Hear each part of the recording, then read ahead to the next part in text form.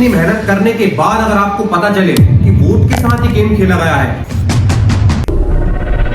जरा सोचो कि हम वोट देते क्यों हैं? कि क्या वाकई में नरेंद्र मोदी चोर है?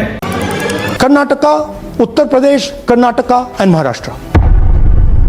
तो जब मैंने इलेक्शन कमीशन की वेबसाइट पर सेम ईपीआई नंबर डाला तो यूपी में रिकॉर्ड नॉट फाउंड आया। महाराष्ट्र में भी इंदिरा गांधी के चुनाव पर जो सवाल उठा वो इमरजेंसी लगाकर सत्ता में बनी रही।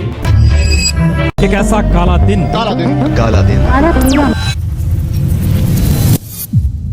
अगर तुम थोड़े भी समझदार हो तो ही इस वीडियो को देखना, नहीं आगे जो बातें बताऊंगा वो तुमसे हजम नहीं होंगी। अब मैं तुमसे एक क्वेश्चन करता हूं, अभी तुम जो इस वीडियो को देख रहे हो, जरा सोचो कि हम वोट देते क्यों हैं और क्या कारण है इसके पीछे। आप में से ही बहुत से लोग अपने घर से बहुत दूर रहते होंगे और इतने दूर से ट्रेवल करके आप केवल वोट डालने के लिए आते हो। आखिर क्यों?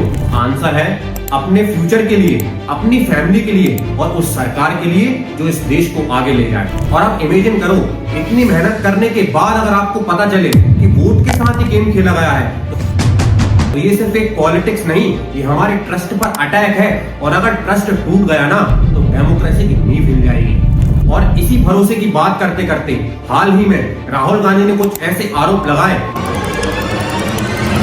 जिन्हें सुनकर तुम शॉक हो जाओगे। उन्होंने प्रेस कॉन्फ्रेंस में कहा कि नरेंद्र मोदी 25 विधानसभाओं की वजह से प्रधानमंत्री बने हैं और इन 25 की 25 सीटों पर धांधली हुई है। 45 दिनों के अंदर चुनाव से जुड़े सीसीटीवी इमेज डिलीट कर दिए गए हैं और ये सारा का सारा खेल बीजेपी के फायदे के लिए खेला गया है। और इन सारे के सारे पॉइंट्स को मैं इसी वीडियो में क्लियर करने वाला हूं, तो वीडियो को पूरा जरूर देखना। तो चलो प्रारंभ करते हैं, बिना किसी डर के कट्टर और तीखे अंदाज में समझें कि क्या वाकई में नरेंद्र मोदी चोर है या ये बस पॉलिटिक्स का पुराना पैतरा है। राहुल गांधी ने इलेक्शन कमीशन की fraud voter list press conference में रखकर एटम बम फोड़ दिया।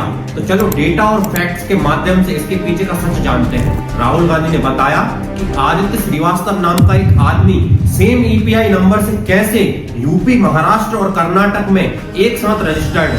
This is the gentleman called Aditya Srivastava. He votes in booth number 458. Same person.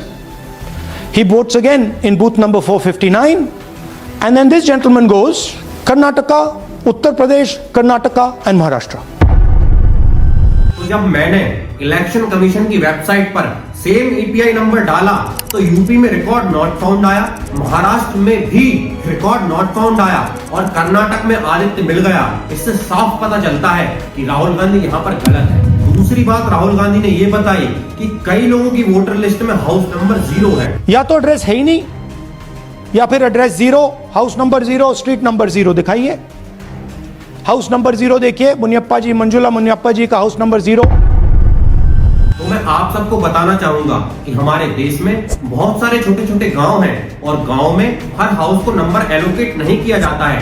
तो बीएलओ जो रहता है वोटर लिस्ट बनाते टाइम पर उस हाउस को 0 मेंशन कर देता है और जो कि बहुत नॉर्मल है। तो यहाँ पर भी राहुल गांधी गलत है। तो चलो मान लिया वोटर लिस्ट गलत है और राहुल गांधी ने जो कुछ भी कहा सब कुछ सही कहा, पर ये फर्जीवाड़ा किया किसने भाई? हमारे संविधान के हिसाब से इलेक्शन कमीशन का काम होता है इलेक्शन को सुपरवाइज करना, कंट्रोल करना और डायरेक्ट करना, ना कि वोटर लिस्ट बनाना। और इसे सुपरवाइज किया जाता है एसडीएम और डीएम के द्वारा। और आप लोगों की जानकारी के लिए बताऊं कि ये सारे ऑफिसर्स गवर्नमेंट के परमानेंट एम्प्लॉय होते हैं। और राहुल गांधी ने जिस महादेवपुरा कॉन्स्टिट्यूएंसी का डेटा दिखाया वो कर्नाटक में आती है, जहां पर स्टेट गवर्नमेंट कांग्रेस की है।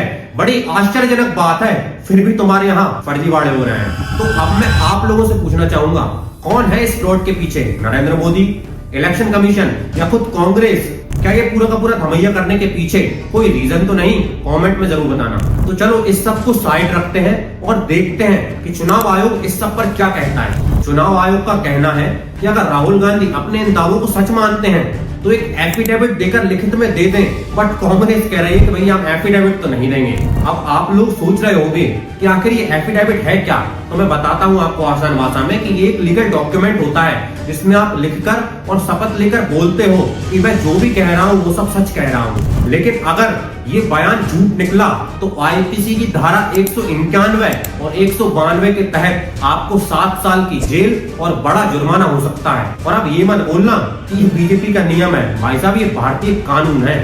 इनके एफिडेविट ना देने के पीछे 2 कारण हो सकते हैं। पहला, इसे साबित करना बहुत मुश्किल है, और दूसरा ये कि ये जो डेटा इन्होंने प्रेस कॉन्फ्रेंस में दिखाया है हो सकता है कि ये अधूरा हो या फिर बड़ा चढ़ाकर दिखाया गया हो। क्योंकि याद रखो, कांग्रेस भी एक पॉलिटिकल पार्टी है और ये पॉलिटिकल पार्टी लोगों का ध्यान खींचने के लिए अपने आंकड़ों को हाईलाइट कर दिखाती हैं। और अब यहाँ पर चुनाव आयोग का रोल समझो, उसका काम ही है चुनाव को पारदर्शी और निष्पक्ष रखना। वो किसी पार्टी का नहीं बल्कि पूरे देश का संस्थान है।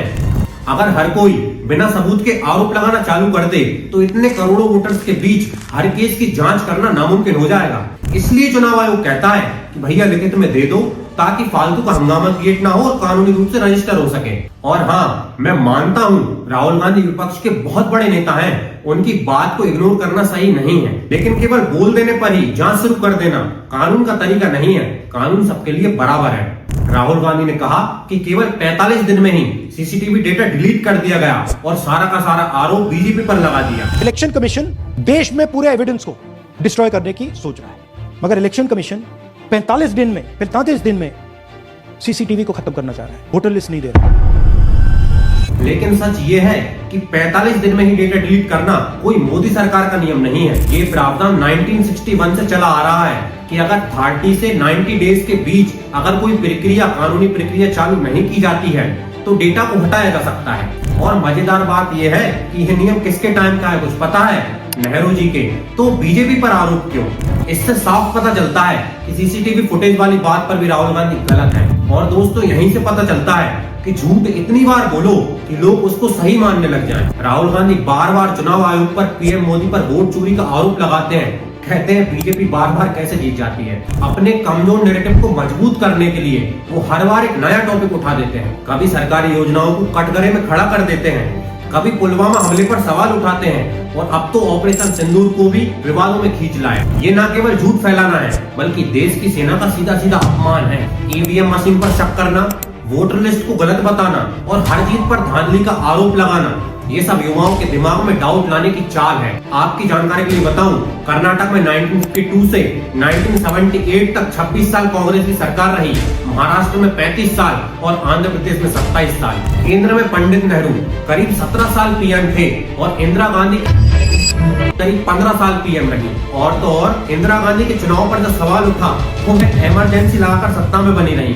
मेन बात तो ये है कि इस परिवार को कैसे भी सत्ता चाहिए, ये सत्ता में बने रहना चाहते हैं। इंदिरा गांधी इमरजेंसी से सत्ता में रहना चाहती थी। एक ऐसा काला दिन हमारा पूरा मकसद इस समय ये है कि स्थिति शांति और स्थिरता की रहे। और राहुल गांधी जी मोदी सरकार के चुनाव को गलत बताकर सत्ता में आना चाहते हैं। जय श्री राम।